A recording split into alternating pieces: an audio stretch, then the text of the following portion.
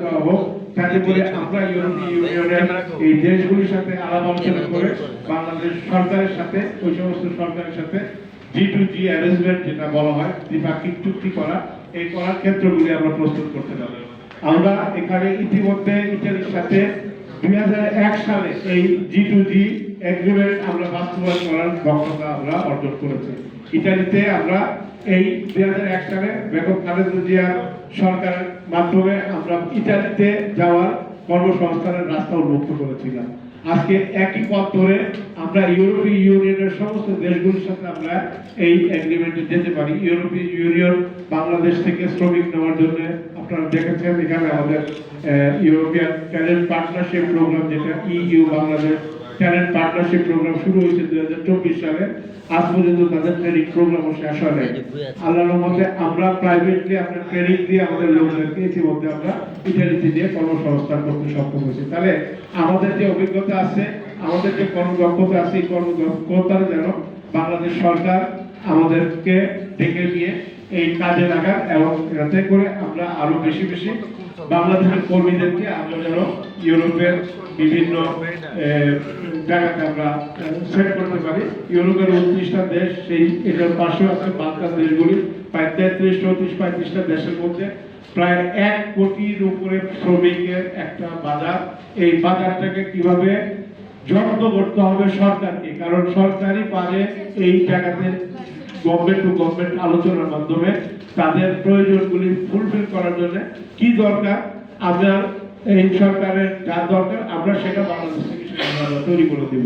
যেভাবে গার্মেন্টস শিল্প আজকে সারা বিশ্বে জায়গা করে নিয়েছে, ঠিক তেমনিভাবে আজকে আমরা প্রবাসীরাও বাংলাদেশি নাগরিকরাও বিশ্বের প্রায় 71টি দেশে আজকে কর্মসংস্থানে কর্মরত আছি। তাহলে আমাদের যেটা করতে হবে সেটা হচ্ছে যে আমাদেরকে এই প্রবাসগামী বিদেশ অভিবাসী প্রত্যাশী প্রত্যেকটা ব্যক্তিকে বাংলাদেশ থেকে দেশ ছাড়ার আগে বিএবিটির ছাড়পত্র দেওয়ার আগে তাকে অবশ্যই স্কিল এবং ভাষাগত সার্টিফিকেট অর্জন করতে হবে। সেই সার্টিফিকেটটা যেন এমন না হয়, কয়েকদিন আগে ডক্টর ইউনূস বলেছেন আমার দেশটা হলো একটা 2 নম্বরের কারখানা। ডক্টর ইউনূস আমাদের প্রধান উপদেষ্টা, বিদেশি উপদেষ্টা, উনি আক্ষেপ করে বলেছেন যে বাংলাদেশের সমস্ত সেক্টরে দুর্নীতিতে এমন জর্জরিত, যে কোনো একটা ইঞ্জিনিয়ার, ডাক্তার থেকে আরম্ভ করে নিয়ে যে কোনো ধরনের সার্টিফিকেট বাংলাদেশে হয়ে যায়, এবং এটা হয়ে যায় আমাদের এই প্রেস ক্লাবের আশেপাশের থেকে। এই পল্টন এলাকাতেই আছে আমাদের এই সমস্ত চক্র, যারা সমস্ত 2 নম্বর কাজ করেন, ভিসা জালিয়াতি করেন, ভিসার জন্য প্রয়োজনীয় সমস্ত ডকুমেন্ট জালিয়াতি করেন। এগুলি রোধ করতে হবে। এগুলির দায়িত্ব হচ্ছে সরকারের। এখানে আমাদের সরকারের গোয়েন্দা বিভাগের প্রতিনিধিরা আছেন, তাদের মাধ্যমে আমরা সরকারের কাছে এই কথাগুলি তুলে ধরতে চাই। সেই সাথে আপনাদের মাধ্যমে, মিডিয়ার মাধ্যমে আমরা এই কথাগুলি তুলে ধরতে চাই যে বাংলাদেশের এই আদম ব্যবসার যে জায়গাটা, এই জায়গাটাকে যেন কেউ মিসইউজ করতে না পারে। আদম ব্যবসায়ী হিসাবে আমাদের ম্যানপাওয়ার সেক্টরটাকে রেগুলেট করতে হবে এবং এখানে 100% সিকিউর করে, ফিল্টার করে, একটা করে শ্রমিক তৈরি করে আমাদেরকে বিদেশে পাঠাতে হবে। আমরা যদি এখন থেকে এইভাবে শুরু করতে পারি, হয়তো 6 মাস 1 বছর পরে এসে আমাদের একটা ফ্লো সৃষ্টি হবে। যেভাবে আমরা ইটালিতে বর্তমানে সবে মাত্র 2024 সালে 100, তারপরে 60, 2025 সালে আমরা পেয়েছি 460 জনের একটা প্রশিক্ষণ প্রোগ্রাম।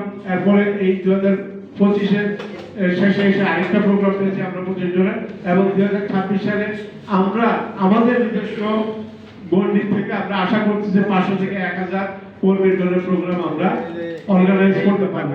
এটা যদি বাংলাদেশ সরকারের প্রবাসী কল্যাণ মন্ত্রণালয়, বিএবিটি একযোগে আমাদের সাথে এই কাজে সহযোগী হয়, তাহলে আমার বিশ্বাস যে আমরা প্রতি বছরে 2 থেকে 3 লক্ষ লোক আমরা ইউরোপে পাঠানোর জন্য প্রয়োজনীয় পরিকল্পনা এবং কার্যক্রম আমরা করতে পারবো। সেই ধরনের দক্ষতা আমাদের আছে। আমরা জানি এখন এই মুহূর্তে পাইলট প্রজেক্ট হয়ে যাওয়াতে আমাদের হাতে 4টা পাইলট প্রজেক্ট অলরেডি এক্সিকিউট হয়ে গেছে। আমরা এটা সমস্ত জটিলতাগুলি জানি এবং আমরা এই কাজগুলি বাস্তবায়ন করার জন্য আমরা সরকারকে প্রয়োজনীয় সহযোগিতা দেওয়ার জন্য আমরা প্রস্তুত আছি। তাহলে আজকের এই খান থেকে দাবি হচ্ছে আমরা এই 10 লক্ষ মানুষ আগামী 5 বছরে এই বিএনপি সরকারের হাত ধরে আমরা ইউরোপে প্রেরণ করতে চাই। এটার জন্য বিএনপি সরকারের কাছে প্রধানমন্ত্রী তারেক রহমানের দৃষ্টি আকর্ষণ করে বলতে চাচ্ছি যে তিনি আমাদেরকে যেন এই সুযোগ দেন, আমাদেরকে কাজ করার সুযোগ দেন। আর দ্বিতীয়ত হচ্ছে বাংলাদেশে এই আইনি যে কাঠামোগুলো তৈরি করা হবে, এই যে উচ্চকক্ষ এবং প্রবাসী হিসেবে আমাদেরকে সংরক্ষিত আসন দিয়ে যেন সংসদে বিদেশে প্রবাসী নাগরিকদের পক্ষে কথা বলার সুযোগ দেওয়া হয়, এই দুইটি গুরুত্বপূর্ণ দাবি আজকে আপনাদের মাধ্যমে উপস্থাপন করলাম। এখানে আমাদের আরো কয়েকজন বক্তা আছে, তারা তাদের সংক্ষিপ্ত বক্তব্য বলবেন।